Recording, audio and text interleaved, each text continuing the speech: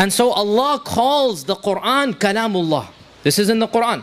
Allah calls the Quran my speech, Kalamullah.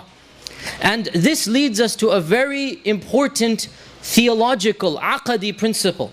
And that is that we as Muslims believe that the Quran is not just a human book. The Quran is not just a compilation. The Quran is not the words of a man.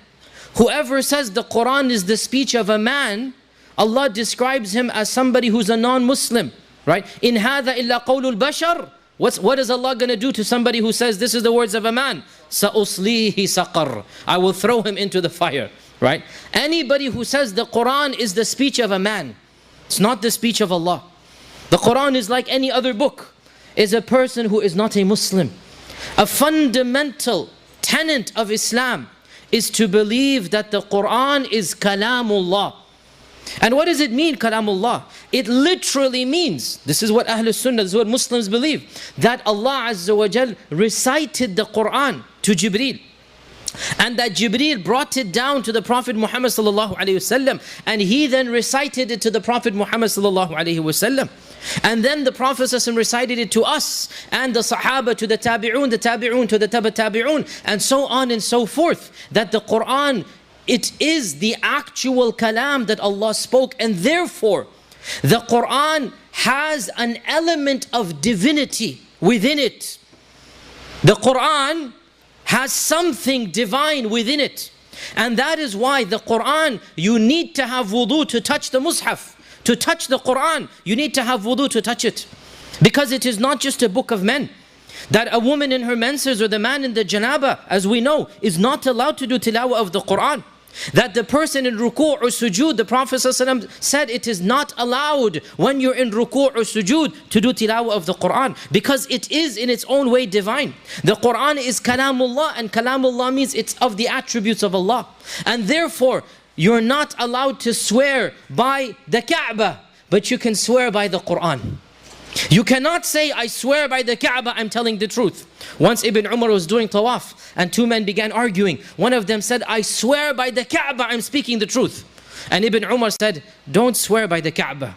Swear by the Rabb al-Kaaba, the Lord of the Kaaba. The Kaaba is something created. The Kaaba is not divine.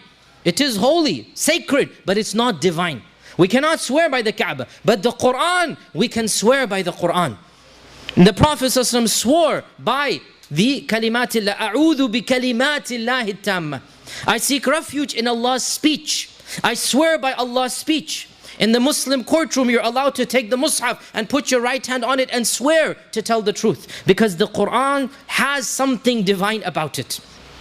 And that is why, for example, by unanimous consensus, all the scholars of Islam agree to intentionally disrespect the Quran. This cannot come from a Muslim. It's not possible.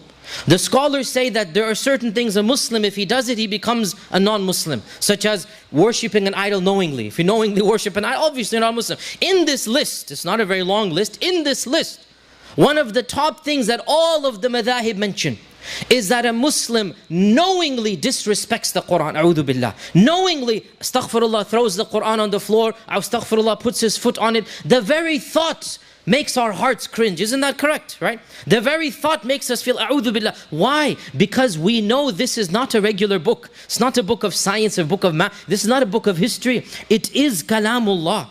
It has some aspect of divinity that you have to have wudu to touch it, that you cannot be in hayd or janaba to recite it, that you cannot be in ruku' and sujood to recite it, and that a Muslim can swear by it.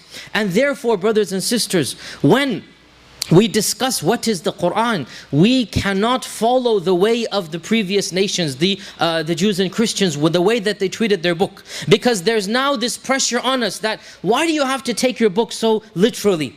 Many people say to us, our Bible also says things, we don't believe in it. Our Bible also says things, we've rejected it. Why can't you get with the program? Why can't you also follow this? You see, it's a very simple response. Your Bible, we believe as Muslims, is a mixture of the words of men and the words of God. It's history and sunnah and Allah's speech all mixed up. It's not the actual speech of Allah. This is the Bible according to John, according to Paul, according to Matthew. Alhamdulillah, we have the Quran according to Allah. We don't have it according to anybody. So when Allah is speaking to us directly, we have no authority to cut and paste it. And you know what? The fact of the matter is, we know this simply by reading the Quran. Allah Azza wa Jal in the Quran has described many of the miraculous matters that the Quran has. You all know that of the first verses of Baqarah, Allah says, فَإِن كُنْتُمْ فِي رَيْبٍ مِّمَّا نَزَلْنَا عَلَى عَبْدِنَا فَأْتُوا بِسُورَةٍ مِّن مِّثْلِهِ وَادْعُوا شُهَدَاءَكُم مِّن دُونِ اللَّهِ إِن كُنتُمْ صَادِقِينَ فَإِن لَّمْ تَفْعَلُوا وَلَن تَفْعَلُوا. Allah says, if you are in doubt, is this the speech of God or not? You don't know? I challenge you to do what? To produce one surah like it. Go ahead, Bismillah. Go ahead. And Allah challenges them, not just anyone. Get your teams of scientists, of linguists, of experts. Get the whole world, Allah says. Everybody other than Allah. And then see if you can produce one surah similar to the Quran. And then Allah Azza wa Jal seals the challenge. فَإِن لَمْ تَفْعَلُوا. If you cannot, وَلَن تَفْعَلُوا. And you will not. Look at how firm is this speech. Allah is not, He knows. If you cannot and you will never be able to do it, then fear the fear the fire whose fuel is men and stones. So the Quran is the miracle that our Prophet ﷺ received from Allah Azza wa Jal. The miracle is so powerful that the angels will ask, as Allah says in the Quran, that anybody who ended up in hell, the angels will say, أَلَمْ يَأْتِكُمْ رُسُلٌ مِّنْكُمْ يَتْلُونَ عَلَيْكُمْ آيَاتِ رَبِّكُمْ. Didn't the Prophet come and do tilawah of the book? The angels will ask the people of hell, like, how could you be here? How could you end up here? Didn't you hear the tilawah? Yatluna. They were doing tilawah to the book. When you heard the book, how could you have rejected? The angels are shocked that how can this happen, right?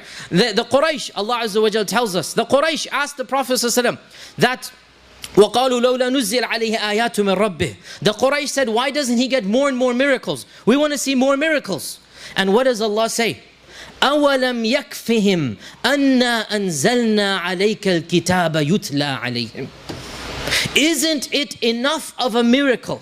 أَوَلَمْ يَكْفِهِمْ. Aren't they satisfied with this miracle? What miracle? That we have sent the book that يُتْلَى عَلَيْهِمْ. That is, their tilawah is done to them.